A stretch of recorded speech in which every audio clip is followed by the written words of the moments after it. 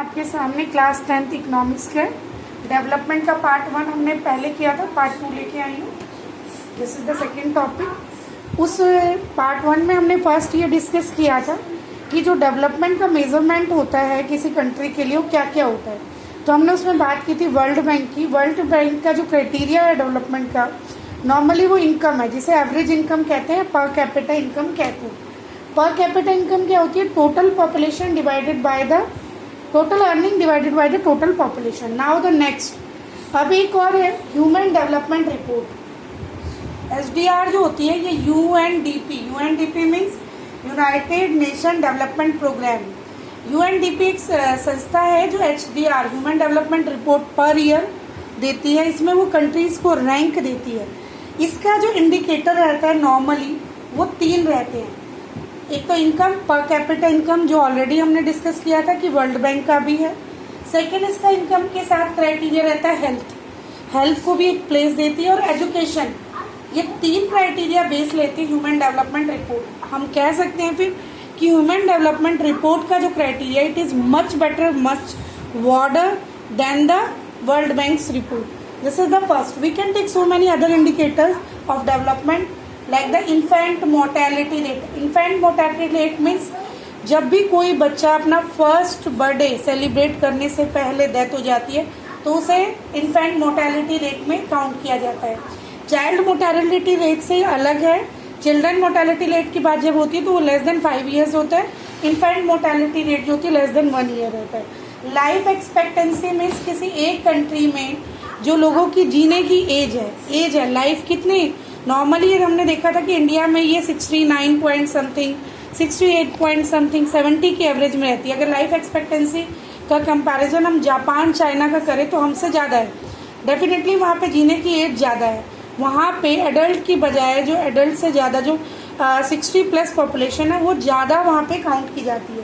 फिर net attendance ratio means 14-15 years तक के जो बच्चे हैं वो पर 100 में एक साल में कितनी अटेंडेंस दे रहे हैं, ये रहती है नेट अटेंडेंस रेशियो। इससे रिलेटेड एक क्वेश्चन जो है सीबीएसई में भी पूछा गया था, तो must remember this. What is the meaning of net attendance ratio? Means 14-15 years के बच्चे 100 में से कितने बच्चे प्रेजेंट हो रहे हैं पर ईयर, उसे कहते हैं net attendance ratio. Normally we all know net attendance ratio में मेल, बॉयज और गर्ल्स में गर्ल्स की नेट अटेंडेंस रेशियो बॉयज से कम रहती है। We all know in so many places जहाँ फिर गर्ल्स को घर के काम भी देखने होते हैं, अपने छोटे भाई बहनों की देखरेख भी करनी पड़ती है, इसलिए उनके एक एज के बाद उनकी अटेंडेंस धीरे धीरे स्लो डाउन होती जाती है।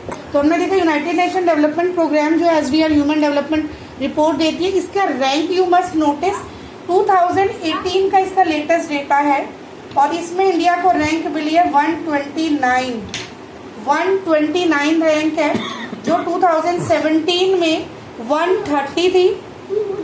इससे 1 रैंक ऊपर आया, मीन्स 1 रैंक की कंडीशन इंडिया की सुधरी। अगर हम देखें अगर एशियन कॉन्टिनेंट में सदर्न ओशन एशियन देखें तो श्रीलंका एक छोटा सा देश है, एक आइलैंड कंट्री है, लेकिन अगर हम बात करें ह्यूमन डेवलपमेंट रिपोर्ट में तो श्रीलंका की कंडीशन इंडिया से बहुत अच्छी है। अगर देखें इनकम की बात करें, इनकम हो सकता है इंडिया की ज़्यादा, लेकिन health, education, infant mortality rate वहाँ पे कम है काफ़ी। जैसे अगर बात करें इंडिया में तो केरला में इनकम लेवल ज़्यादा नहीं है कंपैरेटिव टू हरियाणा। हरियाणा का इनकम लेवल बहुत ज़्यादा है, लेकिन केरला का literacy rate, health status, mortality rate, ये सब जो है इसकी condition much better than the Haryana. तो अगर हम इसके बाद एक टॉपिक है BMI, body mass index. Body mass index जो होती है ये भी किसी भी कंट्री में अंडरवेट या ओबेसिटी या ओवरवेट को मेजरमेंट का criteria BMI, body mass index में क्या कहता है, किसी भी पर्सन की जो है आप वेट ले सकते हैं। Weight should be taken in KG and the height आप सिंपल स्केल ड्रॉ कर सकते हैं, सेंटीमीटर से convert it into metre and divided both. इसमें क्राइटेरिया अगर जैसे हम अगर देखें 15 ईयर्स के बॉयज है उसमें क्राइटेरिया अगर किसी की 28 ऑलमोस्ट, इसमें ये एक 20 के आसपास का क्राइटेरिया लिया जाता है। अगर 20 से नीचे, अब इसमें एक चीज़ और है, बॉयज़ और गर्ल्स का भी अलग अलग क्राइटेरिया। अगर 20 से या 28 से ज़्यादा है तो बॉयज़ में ओवरवेट कहेंगे, अगर 20 से नीचे है तो अब गर्ल्स और बॉयज़ के अलग अलग है। इससे भी आप ये मेजर कर सकते हैं कि कहाँ पे कैसी कंडीशन चल रही है। अब हम एक इसमें टॉपिक आया है, वो है sustainable development. Sustainable development 8th class 7th class में भी पढ़ते हैं। Sustainable development is the balancing development in which we have to save the resources for present as well as our upcoming और future generation. We should save it, ऐसे use करना है कि हमें आज तो यूज करना है, आने वाली जनरेशन के लिए भी बच सके। तो हमने इसमें देखा 2 example. First one is the renewable resource, second one is the non renewable resource. Renewable resource means like the under water. Under water जो एक रिन्यूएबल रिसोर्स है मीन्स इसको आप रिन्यू कर सकते हैं, रिप्लेनिश कर सकते हैं। लेकिन कई स्टेट इंडिया में ऐसे हैं जहाँ इस रिन्यूएबल रिसोर्स के स्टॉक्स कम हो रहे हैं। इसका एक रीज़न है जैसे UP, Haryana, Punjab, coastal area या प्लेट्यू एरिया, जहाँ पानी की कमी होने के कारण रिवर या रेन सोर्सेज कम अगर हैं तो अंडरग्राउंड वाटर को एग्रीकल्चर में यूज़ किया जाता है, जिसके कारण इसको ओवर यूज हो रहा है और अंडरग्राउंड वाटर का लेवल जो है धीरे धीरे ड्रॉप आउट हो रहा है। This is also one type of problem in upcoming और future years. Second we have example of crude oil. Crude oil से कोरिलेट करते हुए सीबीएसई ने क्वेश्चन भी पूछा था कि मिडल ईस्ट में कितने सालों तक क्रूड ऑयल चल सकता है, तो 70 ईयर्स हमने देखा है। तो देखा जाए तो बहुत सारी कंट्रीज लाइक इन इंडिया में हमारे पास क्रूड ऑयल या कच्चे तेल के पूरे सोर्सेज हैं नहीं, पेट्रोल डीजल के जितनी हमारे, तो हम इंपोर्ट करते हैं। तो बहुत सारे देश जो इंपोर्ट पर डिपेंडेंट है, तो देखा जाए तो पूरे वर्ल्ड में 50 ईयर्स तक ये क्रूड ऑयल का सोर्सेज चलेंगे, इसके बाद ये खत्म हो जाएंगे। जैसे अगर बात करें अमेरिका अपनी मिलिट्री पे काफ़ी लगाता है, इकोनॉमी को सुधारने के लिए, उसके पास 10 ईयर्स तक के सोर्सेज हैं। मिडल ईस्ट जो इसका मेन सेंटर वहाँ 70 ईयर्स तक चलेगा। तो अगर देखा जाए तो ये नॉन रिन्यूएबल है, एक टाइम पीरियड के बाद ये खत्म हो जाएंगे। हम इसे रिप्लेनिश नहीं करते, इन्हें रिप्लेनिश होने में बहुत मिलियन ईयर्स लगेंगे।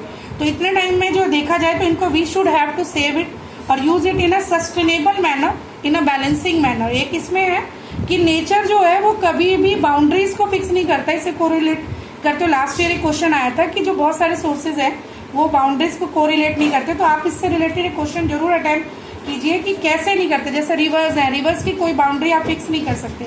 हवाएं हैं या ड्रेनेज है, इसको क्या आप रोक नहीं सकते। अगर पोल्यूशन है तो कई एरिया में वो फैलेगा। तो this is the part 2 and we have to complete, तो make its note and collect your doubt and ask it. Thank you so much.